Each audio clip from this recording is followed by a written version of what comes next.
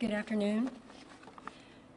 Today we're announcing 1,497 new confirmed cases of COVID-19 in South Carolina, and 24 additional confirmed deaths were reported to us. This is the highest number of deaths that have been reported to us in a single day. And in addition, 1,160 people are currently hospitalized because of COVID-19 infections. That's also a record high. With cases continuing at this level daily, 1,000 cases one day after the next and after the next, this is severely hampering our ability to conduct contact tracing for cases.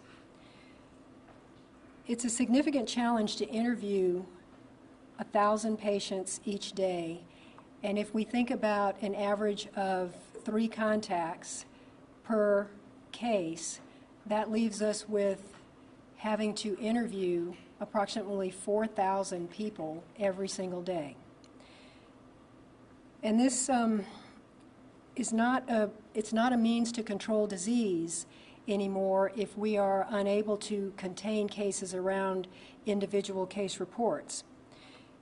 It's not very effective when, well actually it is very effective to conduct contact tracing when there are a relatively small number of cases. We call that containment because we can contain spread around individual cases. But when there's widespread community transmission, contact tracing is less effective in preventing spread.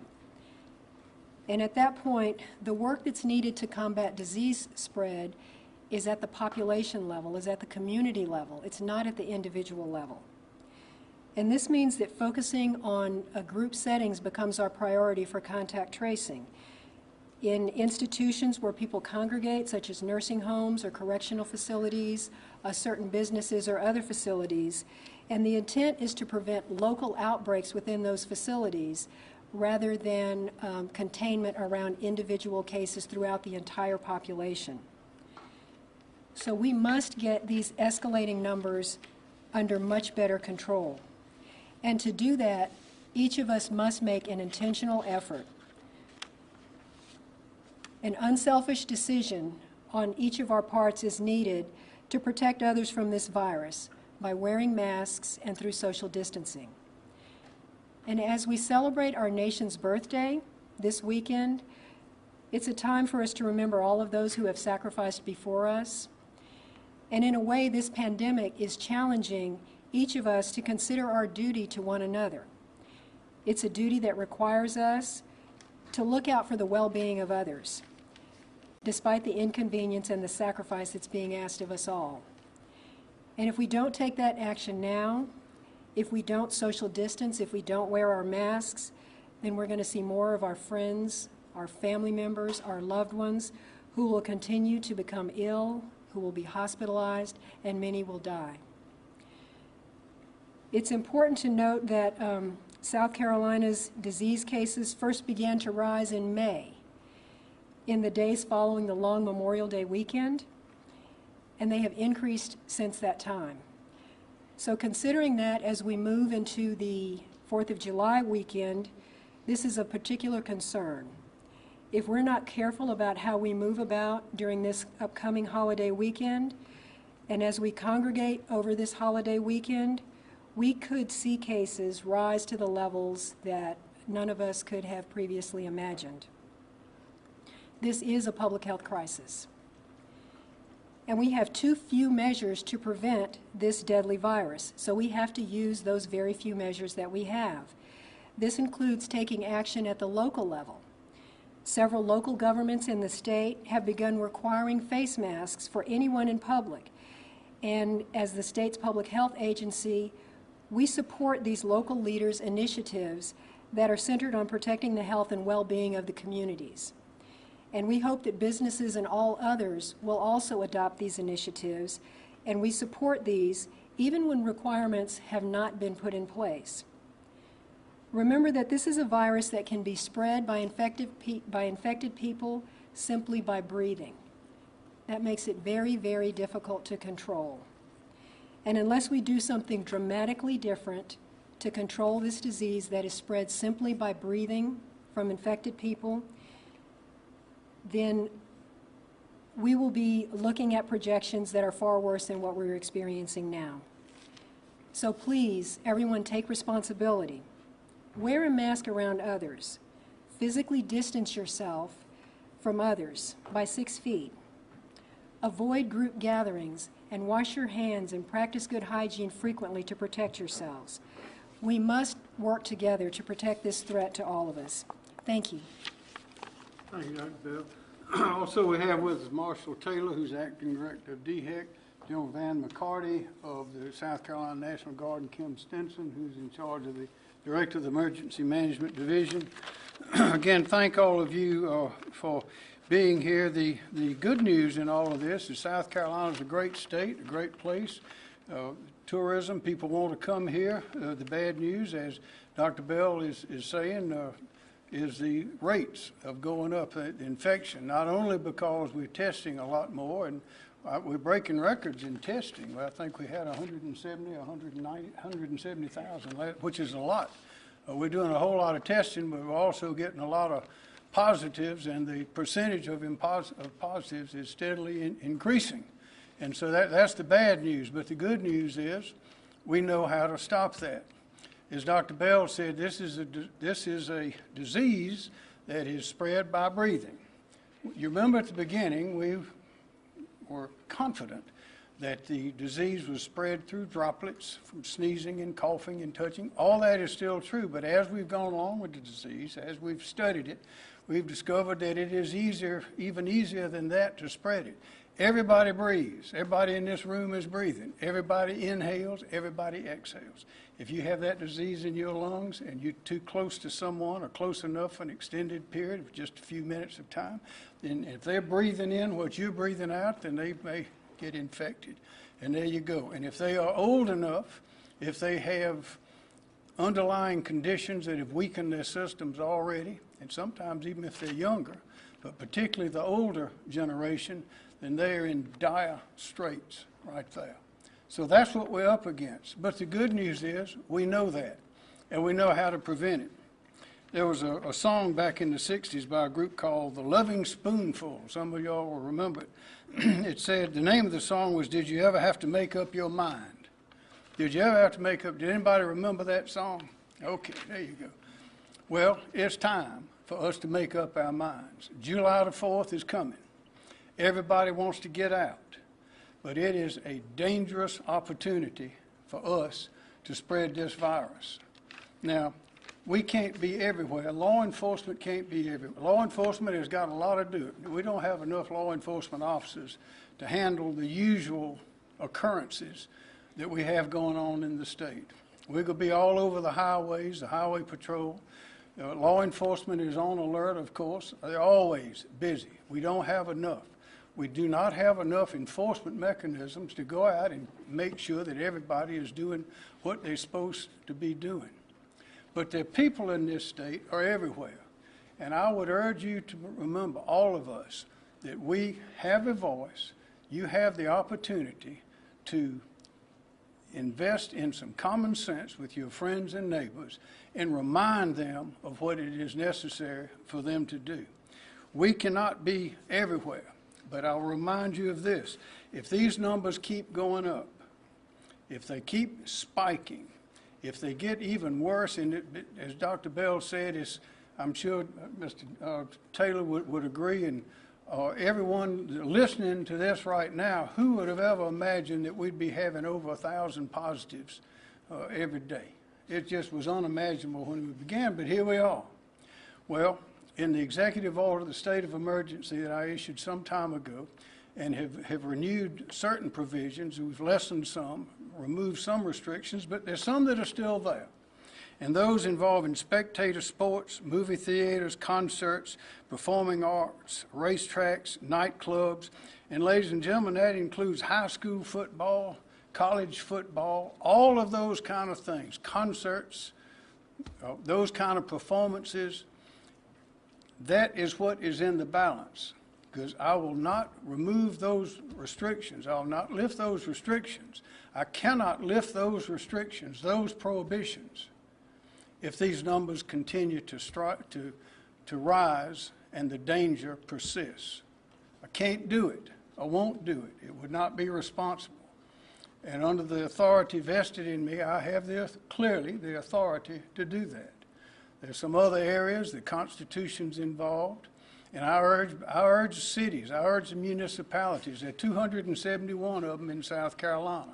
A handful have issued certain mask rules, distance rules, and they've applied penalties. I encourage them.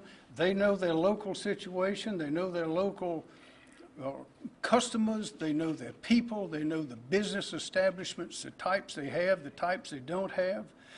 A careful consideration of restrictions is entirely appropriate at that local level. One size does not fit all, but we have 271 local jurisdictions that can take action if they see fit. But even if they don't, even if they do, even if they don't, I urge every South Carolinian to remember that if these numbers continue to rise, if we continue to see this kind of danger going across our state, I will have no choice, we will have no choice, but to keep these restrictions on crowds and gatherings in place. And that means this fall will not be like other falls. We will not be able to have college football. We'll not be able to have high school football. We won't be able to have those kind of sports. There won't be able to have concerts, performing arts. We just won't be able to do it. So I urge everyone, it is time to make up our mind. This is the 4th of July. We want to celebrate this 4th of July, and we want to celebrate the next one too. We want the people that are here today to be here then. And I want to remind some, I've heard some folks say, well, I'm not going to get caught. I'm going to go ahead and have this event that as of this time is prohibited. Well, the law enforcement may not be there at the moment that that event takes place. They might not be there. They might not know about it. They might know about it and not be able to come and mention it or do anything about it. But it is a crime to violate this order. It is a crime to violate this order. And the statute of limitations on criminal prosecution in South Carolina is infinite. That is, it could be a year from now, could be a month from now before someone is held accountable for what they do this weekend. And also, you have civil responsibility. I would urge everyone with an establishment who is going against the CDC guidelines to remember, not only remember your neighbors and how important this is, but remember your own responsibility. If someone with an establishment goes against these guidelines and someone goes there and they become ill because they went to that event, they went to that place, went to your business, and there were no precautions under the CDC rules and guidelines and those that we've been expressing here for months now, and someone gets sick and dies, and they can show to the ladies and gentlemen of a jury that it is because they were at your place, then there will be an enormous price to pay. I would hate to be the one to try to explain to a jury of your and my peers that I, in opening up my establishment, whether it is in the daytime or the nighttime for any age, and allowed people to come in and to congregate and to be close and to violate all the rules, and I allowed that to happen in my place, and someone were to get sick and die, and they can prove it, that that's where it came from. They can eliminate the other places. I would not like to be the one trying to explain to the ladies and gentlemen of the jury why I allowed that to happen. We don't want to get into that sort of thing. These death figures, these high infection rates, they're frightening. But we're better than that in this state. But we've got a test coming up. There are a lot of the young people just don't think that the younger generation, maybe a couple of generations, just don't think that it's going to happen to them. Well, they're young and strong, and as many in this room are, and chances are the disease will go right through them. They may feel a little ill, maybe not even feel it at all. But anyone that they come into contact with while they're carrying that disease, while they're breathing, while they may perhaps coughing, sneezing, or maybe just breathing in close contact, that is in an older generation or somehow is weakened, then that person is going to get that disease. And so we've got to be very, very careful. 4th of July is a time when we celebrate, but we have to, and we're going to celebrate. This is a great country, for goodness sakes. The 4th of July is a wonderful celebration. What it signifies is unique in the world, the history for this great country. But again, I can't say it often enough or strongly enough, we have got to be careful. And if we want to go into the fall with the schools opening, with football games and all of the things that go along with that, all the kind of celebrations and concerts and gatherings, we must control the spread of this virus. So I ask and I urge everyone to take this thing seriously. And if we do that, if everybody does that, then we'll be in good shape. If there are many of us who do not do that, then we will not be in good shape. And what's usually a great celebration with spectator sports and concerts and those things will be very quiet time in South Carolina. So, with that, we'll be glad to answer questions. Yes, ma'am. Governor, why not take make additional restrictions now that we are seeing a spike? For example, beaches this weekend. Any plans to close them since we've seen a lot of The crowding? local authorities have the means at their disposal, as you can see from various ordinances, and only a few have passed ordinances recently, but some of them are a little bit the same, but mostly there are a lot of differences.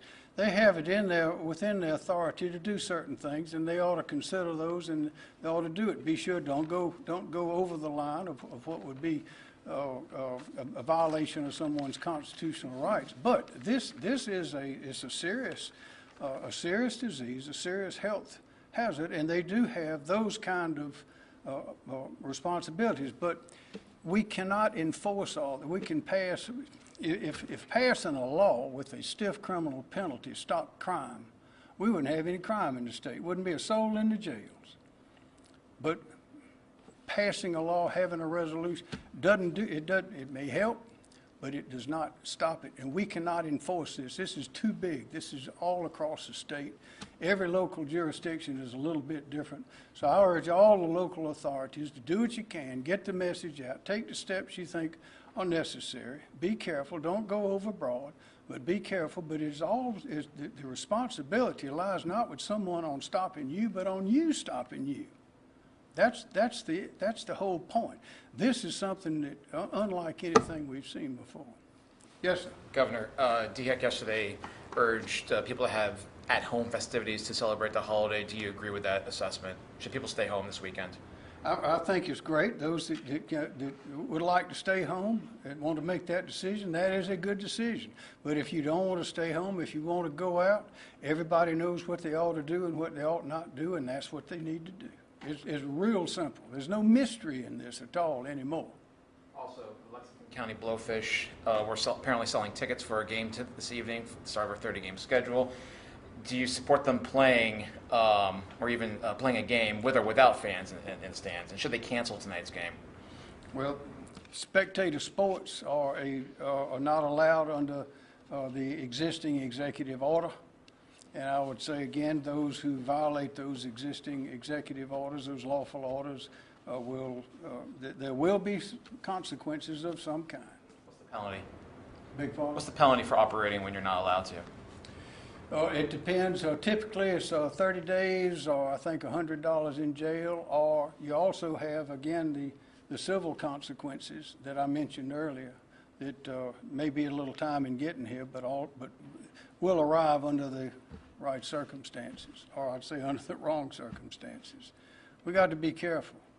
Yes, sir. Governor, what are your thoughts about the suspected coronavirus clusters that have come from Myrtle Beach into West Virginia, and some of the things that the governor there has said about travel to South Carolina? Well, we had said the same thing when the CDC, the Center for Disease Control in Atlanta, issued a domestic travel advisory for New York, New Jersey, Connecticut, and the city of New Orleans. We responded by requiring people from those places to quarantine. And also, we didn't accept reservations in hotels. I think every state is doing that. There are a number of states that have fallen into the category of the kind of disease rates, contagion rates that a number of other states are referring to. There's nothing wrong with that. I mean, they ought to be, everybody's being careful. Yes, in the back. Dr. Bell, this is a question about the death rate. Are you concerned at all about the death rate? We've been hearing from people who are saying, hey, we're not as alarmed about it because, or we're not taking as many precautions because the death rate isn't as alarming. I'm very concerned about the death rate. Any one death is too many. Maybe people are thinking about the death rate is not going up as quickly as the disease activity rates are, but they are now beginning to creep up. So the more people who become infected, you can expect that hospitalizations will increase and that deaths will increase, and those can be preventable. So yes, I'm very concerned about each and every death that's reported to us.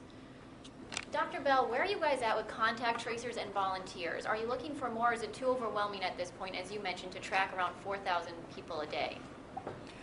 Well, yes, so that our priority for contact tracing, we will continue as best we can to notify each case that's reported to us as quickly as we can, and to try and notify the close contacts. Many people don't want to be notified. That makes that more challenging. But as cases increase, we have to prioritize on settings where the risk is higher. So as, with workforce limitations and things like that, and the time involved in the thousands and thousands of cases each day, we will focus on healthcare facilities, I should say nursing home facilities, assisted living facilities, those types of congregate facilities where there are vulnerable populations, and any reports of clusters that we see in facilities where disease transmission can occur within a defined population. Those will have to be our priority, because those are settings where we can do containment interventions to prevent disease spread, but once it's at the population level, then again we have to focus on population-based interventions that are much more effective when disease is widespread. And do you know the percentage of people that are getting back to you guys that you are trying to contact and notify? Do you know that percentage off the top of your head? No, I don't know off the top of my head. And Governor, 2 questions for you, if you don't mind. Can you explain, you've repeatedly mentioned that it might not be constitutional in order to enact specific statewide ordinance, a lot of times referring to mask ordinances. Can you explain the constitutionality behind that in your argument for such? Why it would be overreach? Restrictions on people on their right to assembly, their freedom of religion, for example, we know of that. The freedom of speech, but in this instance, particularly the freedom of assembly. The cases, this is a legal area. Most people don't get involved in this sort of analysis, but legally, you cannot take that away from people unless you got a real good reason. And if you have a good reason and you take it away, what you do must be limited, it must be effective, it must be targeted, it can't be more broad, it must go only to the issue and must be effective against that issue, and must not be for 1 second longer than is necessary to effectuate the purpose. So when you try to have a statewide ban on things that restricts people's liberty, each town, each county, they're not the same. The businesses are not the same. The people are different. They have different customs. They have different ways.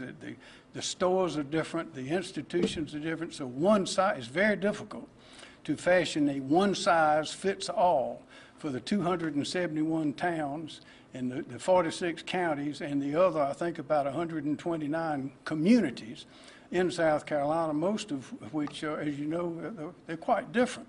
But those communities know their own geography and their people and their businesses, and they could do a valid job, I think a defensible job, if they believe that it would work of targeting what they need to target. So that's why I say this is an easier thing to be done at a local level than it is at a statewide level.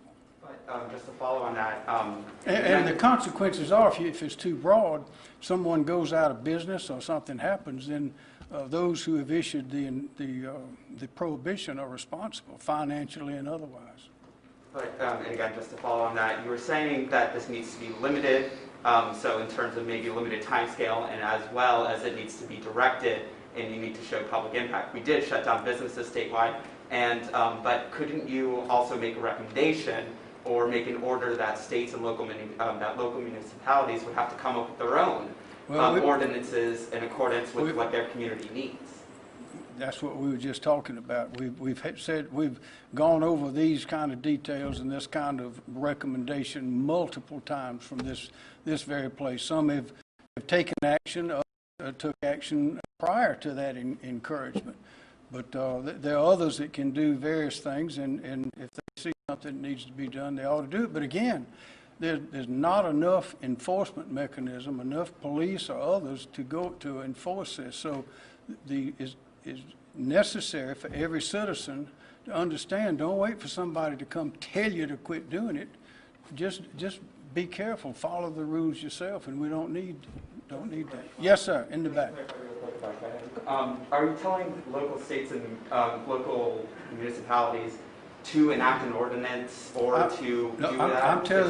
I'm telling them that they know this. I've had conferences with mayors since this began. They have, under home rule, they have authority to do certain things. Health ordinances are within that ambit of authority, but again, it's not unlimited. They must limit it. It must be targeted and limited, as you said. Yes, sir. So what else can be done in terms of on a state level to get people to wear masks, to social distance? Because it seems as if they can't. They're not listening. In addition to what we've done, you can't make people do this. The only way to make them do it is to be able to enforce it. But the best way is to give the information to the people, to make them understand, allow them to understand what is at stake, how this disease is spread. And we have discussed that. You can't turn on the television without seeing something about it. And to follow those rules and take care of themselves and help their neighbors as well. Joe? Governor, the Lexington County Blowfish are arguing that there's a loophole that allows amateur sports to take place. Without stopping fans from... I don't know what that loophole is. Not aware of a loophole. Two questions just to clarify that. So under the order that you have issued, would the American Legion baseball games and the Little League baseball games, if they're played in draw crowds, would that violate your order? If they're what? If crowds gather at an American Legion baseball games or Little League baseball games, would that right now violate the terms of your order? It would. Okay. Should law enforcement break up these games? That'd be up to law enforcement. They might be breaking up other criminal activity. As I say, they can't be everywhere. But the citizens themselves need to understand that there's danger involved. Maybe Dr. Bell can address this. I think you mentioned, Dr. Bell, that the hospitalization rate is at a single-day high. Do you have an idea of what the statewide hospitalization rate is right now, how close we are to capacity again, and what the contingency plan is should the beds become at a premium? I think that the current bed capacity is about 75%, and there are, we do have a breakdown of the percent of those beds that are occupied by people who are COVID-19 infected, and I actually looked at that figure earlier, but we can get that for you. I don't know if Mr. Taylor has that figure. Dr. Bell, while you're up there, we've seen local mask mandates put in place. How long should we expect to wait to see any kind of effect of those mask ordinances? The effect of the mask ordinances? Yeah, like if it's doing anything good.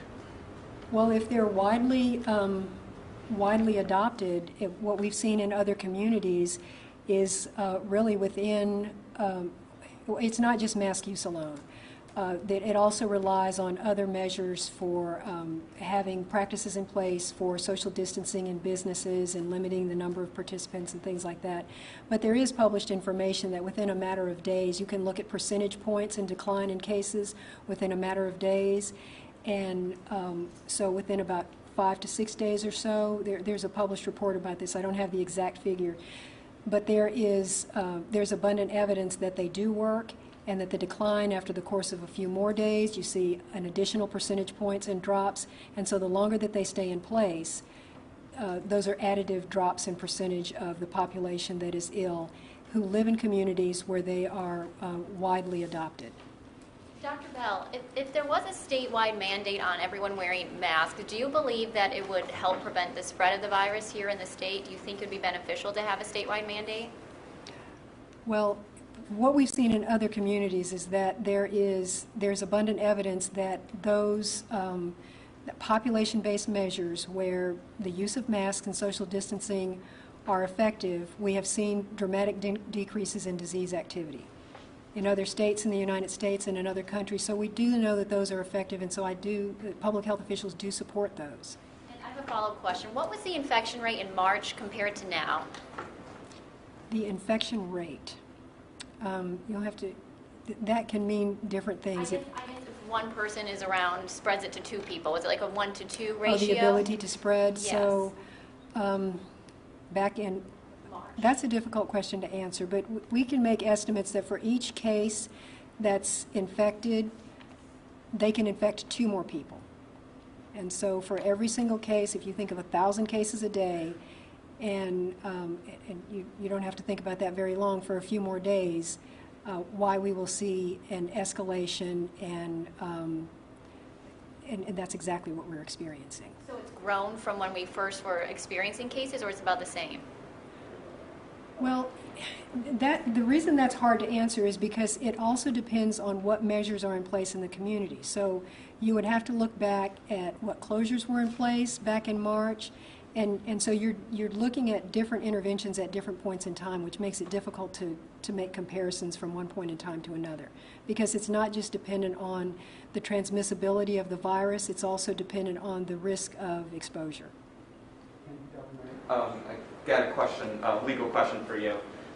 You mentioned at your time there that you were saying that you want people to take individual action when they're addressing a business that potentially could have gotten them sick, even going to the courts of law and bringing that up with local. I'm not encouraging people to do that. I'm just saying that is a remedy at law. It exists at law, always has. But I'm encouraging everybody to follow the recommendations and be safe, yes.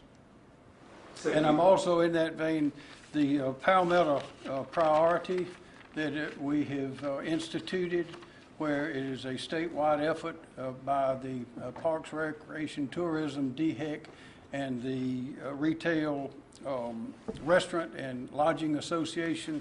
We now have 1,658 restaurants have applied to receive the seal, and also in Greenville, Columbia, and Charleston, and maybe other places, they have a similar citywide program.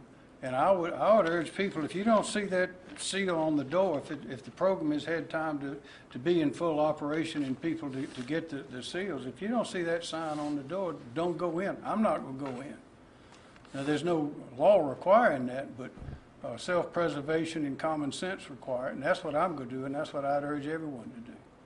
And on what you're saying with it being the 4th of July and that coming concern that you and both Dr. Bell have mentioned, are you saying that people should still be able to gather in large crowds? DHEC's recommendation being very clear that people should be staying at home if possible, or watching fireworks or any other displays. No, we're saying the same thing. We're not encouraging people to get in crowds, certainly not, because that's dangerous. So no, we're not encouraging, we're discouraging that.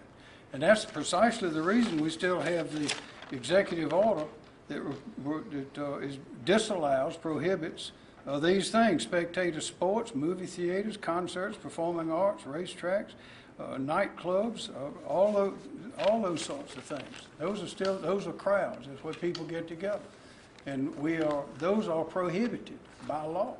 The president will actually be hosting a crowd at Mount. Sir? The President Donald Trump will actually be hosting a crowd at Mount Rushmore in the coming days for celebrations. Do you endorse that? You have to ask the president about it. I'm not familiar with the president's plans.